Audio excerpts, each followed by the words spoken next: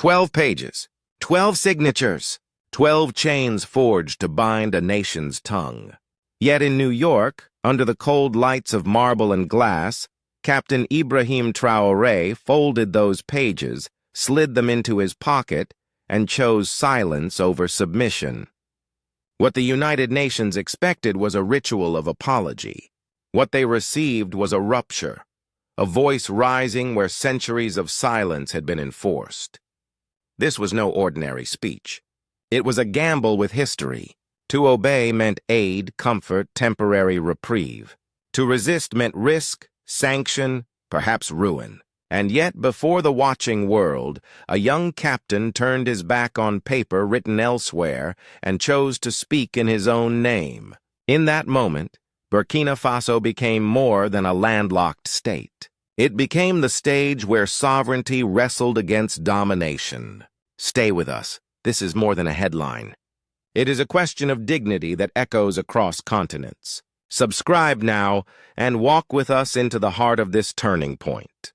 For what followed was not merely words but a movement, proof that a single refusal can ignite a fire that no machinery of power can extinguish. Let us enter the chamber where one folded page became the roar of millions. It began with an ultimatum dressed in courtesy. 12 pages, typed in foreign chancelleries, each line polished to erase the sting of African pride. The document bore the seal of the United Nations, but its weight carried the imprint of distant capitals: Paris, Washington, Tel Aviv. In diplomatic language, it was called clarification. In reality, it was surrender. The message to Ibrahim Traore was simple: bow, apologize, and your country will be rewarded with aid. Refuse and isolation awaits. The summons had roots 2 months earlier. In a speech that named Gaza, that questioned French interference, that echoed too loudly for comfort, the captain of Burkina Faso disrupted the careful choreography of the world stage. Whispers traveled quickly. Sanctions, withheld funds, the quiet choking of an economy already fragile. Then came the visit. At night, under guarded silence, the American ambassador appeared at the presidential palace. A briefcase opened on the table, files on gold mines, contracts with China, medical deals with Iran. Each page a threat. We know everything. Therefore, we can do everything. For lesser men, such a display of force would have been enough. But here stood a soldier shaped by a land where even the soil resists. The Sahel, where seeds sprout only through struggle. Traore listened, then devised his counterstroke. If they wished to script his humiliation, he would script their delusion. Orders were given to spread rumors of capitulation. Within hours, Western capitals relaxed. Media headlines softened. CNN spoke of compromise. The BBC of reconciliation. Diplomats convinced of victory exhaled in relief. Yet in Ouagadougou, another truth was unfolding. At Revolution Square, 50,000 citizens gathered.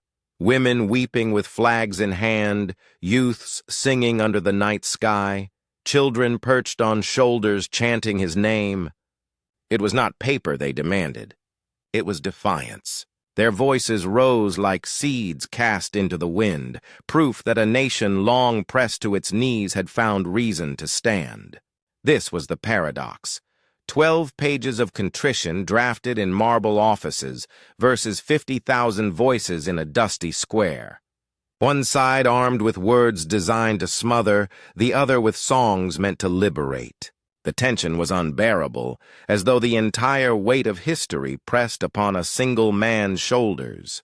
Would he yield or would he stand? By the time the plane lifted from Ouagadougou to New York, the answer was already written, not on paper, but in the faces of his people.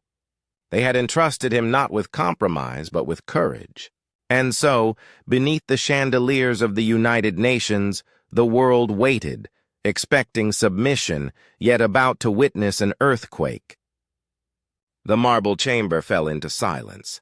Delegates from over 100 nations leaned forward, expecting a confession, a carefully rehearsed text drafted elsewhere. The 12 pages of submission were meant to be performed like a ritual, an apology to smooth relations, a bow to prove obedience. Yet when Ibrahim Traore approached the podium, no papers lay before him. No script guided his hands. His first words struck like a thunderclap. "Before asking me to apologize, let me ask you, how many times have you apologized to Africa?" The shock was immediate. Heads jerked upright, translators faltered, the hum of simultaneous interpretation cracked. Some diplomats stiffened, others lowered their gaze, unwilling to meet the mirror suddenly raised before them. For centuries, the world had grown accustomed to African leaders repeating the words of others. But here was a captain who tore the mask away, exposing the mechanics of domination with nothing but his voice. What followed was not a speech, it was a storm. For 3 hours, Traore improvised, weaving memory with accusation, history with prophecy. He named wounds long left festering, the Congo, carved and bled, Algeria, scarred by colonial fire, Gaza, a mirror of unending dispossession. Each place uttered was more than geography, it was testimony.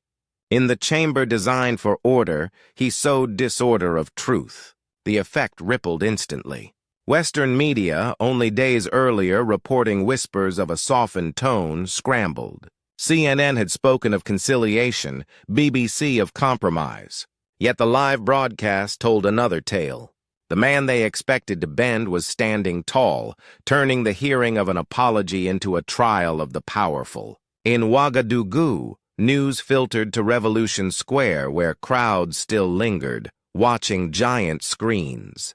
Tears rolled down faces as his words echoed across loudspeakers. Elderly women clutched one another, whispering prayers of gratitude. Youths, fists raised, shouted in unison as if each syllable was fuel. It was not only a president speaking, it was their own anger, dignity, and hope distilled into sound. Foreign chancelleries, caught off guard, scrambled to react. Paris issued urgent cables. Washington convened late-night meetings. For them, the danger was not merely the speech, but the precedent. If one leader could refuse, what would stop others? Already signs of tremor appeared. 43 African ambassadors convened in New York the same evening. Their gathering was unprecedented, a spontaneous alignment. For once, they were not discussing aid packages or conditional loans. They were discussing sovereignty. Inside the UN hall, the atmosphere thickened. Traore's words were sharp but measured, confrontational yet controlled. He spoke not with the stiffness of a bureaucrat, but with the cadence of a soldier who knew the cost of blood. Each pause became a weapon, each silence a reminder that dignity cannot be negotiated. The clash was not only rhetorical, it was existential. On one side, the machinery of power, sanctions, loans, conditional aid. On the other, the raw defiance of a leader who refused to read the words of others. The hall itself seemed to tilt under the weight of that confrontation. By the time he stepped down, 3 hours had passed, but the effect was timeless. What had been planned as a spectacle of humiliation had become an earthquake of pride. The man accused of arrogance walked away, while those who summoned him sat in stunned quiet.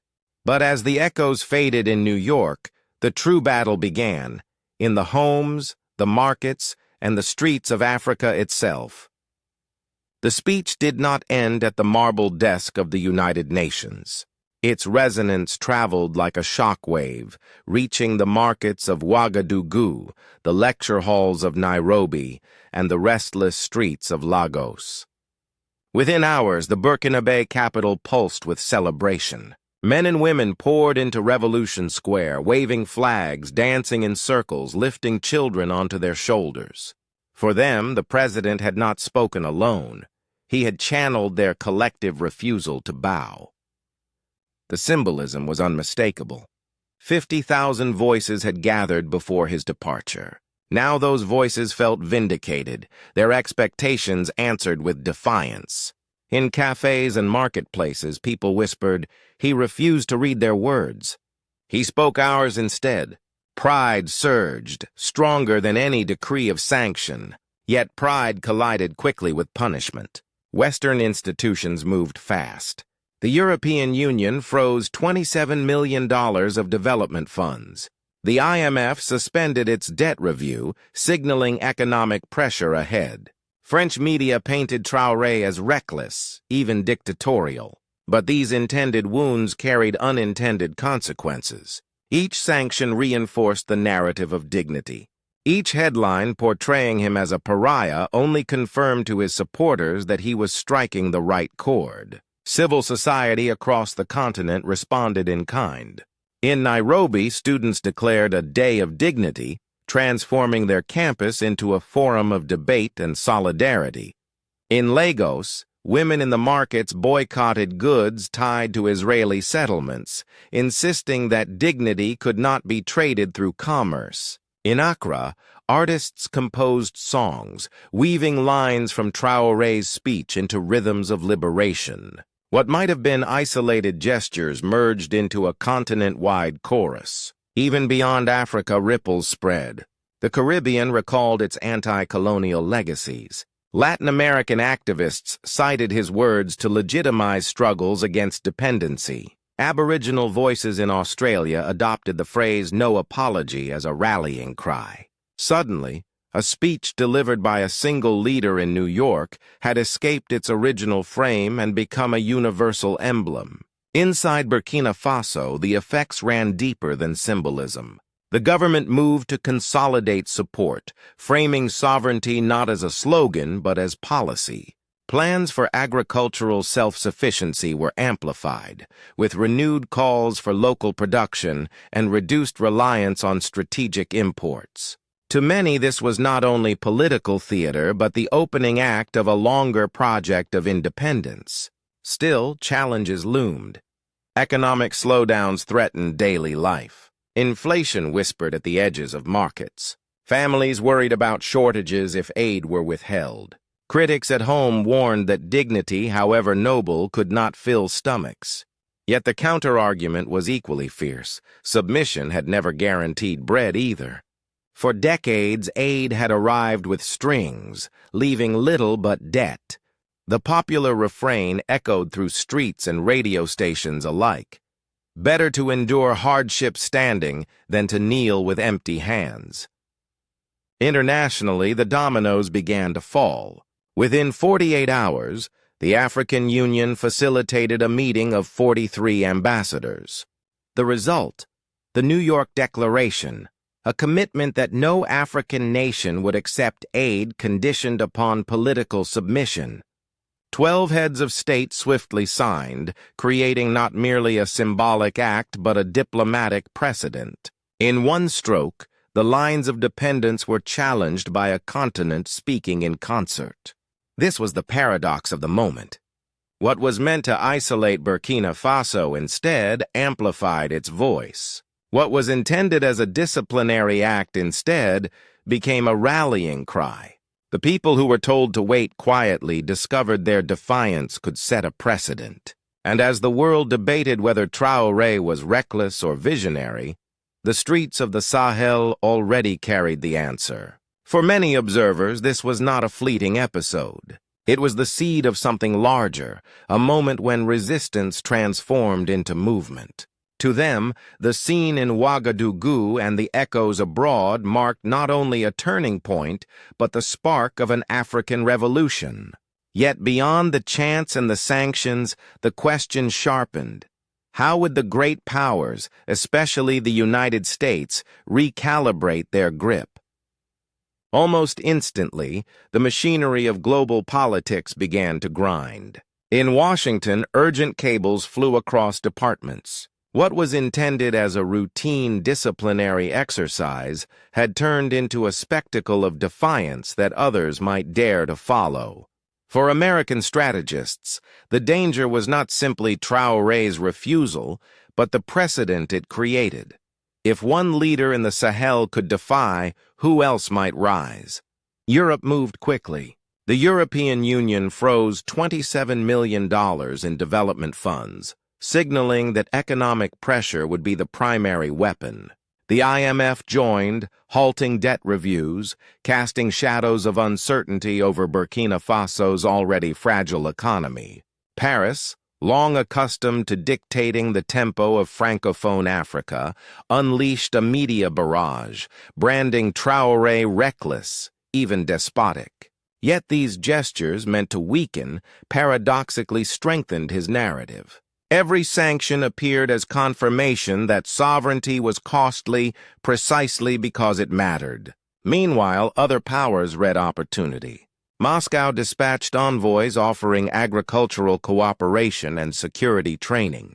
Beijing accelerated discussions on infrastructure projects, presenting itself as a pragmatic partner. Tehran hinted at pharmaceutical partnerships, seeking footholds where Western institutions had withdrawn. In this new game, isolation by one bloc opened the door to embrace by another. Regional organizations felt the tremor as well. Within days, the African Union praised the New York Declaration, signaling a shift from silence to solidarity. ECOWAS, often divided, found itself under pressure from public opinion across West Africa to stand firmer against conditionality. The lines of debate were redrawn. Where once aid had been accepted with bowed heads, now refusal became a marker of pride. Analysts in global think tanks began to admit what had long been denied. The Sahel was no longer merely a theater of humanitarian crisis.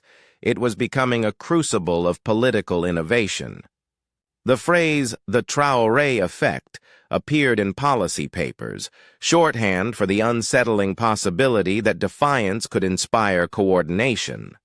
In this sense, the episode altered not only Burkina Faso's place in the world, but the very grammar of West Africa politics. Where silence had been the norm, defiance now carried legitimacy. Where external pressure once dictated the script, internal mobilization began to set the stage. But even as alliances shifted and sanctions bit, one question loomed. Could a nation so small truly sustain the weight of defiance? The echoes of New York still lingered when the harder questions emerged. Pride had been restored, dignity proclaimed, but what next? A speech, however electrifying, must translate into strategy. And here lay the challenge for Captain Traoré and the people of Burkina Faso, to turn defiance into a doctrine, resistance into resilience. 3 scenarios unfolded before observers. The baseline path suggested resilience under strain. Western sanctions would tighten, aid would dwindle, yet the nation might survive by patching together alternative alliances. The economy would slow, hardships would bite, but the symbolism of sovereignty would fortify resolve. Each sacrifice would be read as the price of freedom. The optimistic scenario went further. Analysts speculated that within 12 months, 15 African states might revise mining or agricultural agreements, emboldened by the Traoré effect. The stalled African continental free trade area could gain new momentum under pressure from youth and diasporas demanding independence.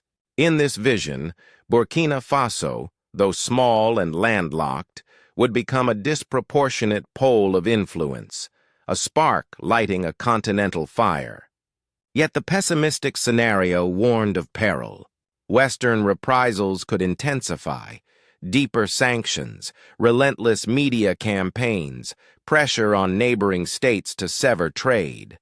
Inflation could spiral, shortages erupt, divisions widen. Independence without a safety net, critics argued, might prove unsustainable, plunging the nation into internal unrest. Between these possibilities, one constant stood firm. The precedent had been set. Even if Burkina Faso stumbled, the image of a leader refusing to apologize could not be erased. Already it had entered the continent's moral archive, a benchmark against which others would be judged. Strategists close to the presidency began sketching a four-step plan: resist external dictates, diversify partnerships, unite African voices, and radiate dignity through culture. This was not abstract rhetoric, but a roadmap. Self-sufficiency in agriculture, infrastructure from new partners, continental funds financed by Africans themselves, and symbolic battles fought in music and art, all became part of a doctrine that survival depended not on charity, but on sovereignty. The question, however, remains unanswered. Will defiance remain a solitary stance, or can it evolve into a shared continental ethos? Traore may have lit the torch, but a revolution requires many hands to carry it forward. As dawn breaks over the Sahel, one truth stands unresolved. Can a captain's refusal in New York become Africa's compass for the century ahead? 12 pages of dictated contrition were folded away, and in their place stood 3 hours of unfiltered defiance. From Ouagadougou's dusty square to the marble stage of New York, the lesson is clear. Dignity is not given, it is defended. The story circles back to a simple gesture. An old veteran, hand trembling, pressing into Traore's palm a fragment of the first Burkinabe flag. Cloth worn, colors faded, but meaning intact. It was not ceremony, it was continuity. The struggles of one generation passed into the hands of another. This moment spoke louder than sanctions or applause. Dignity is a lineage, not a concession. Beyond Burkina Faso, the resonance spreads. In Nairobi, Lagos, Accra, Kingston, and Caracas, people found in his words a mirror of their own battles. This is why commentators call it more than a diplomatic episode. They call it the spark of an African revolution, a reminder that sovereignty is contagious when voiced without fear.